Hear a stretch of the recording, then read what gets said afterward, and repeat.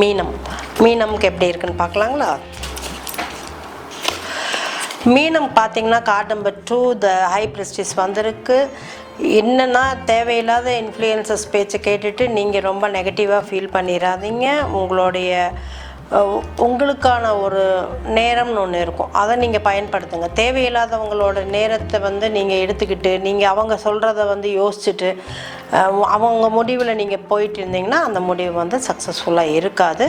95% பாசிட்டிவாக இருக்குது. உங்களுடைய முடிவுகளை நீங்கள் தெளிவாக எடுத்து செஞ்சீங்கன்னா நீங்கள் சக்ஸஸ்ஃபுல்லாக உங்கள் நல்ல நாளாக இருக்கும்.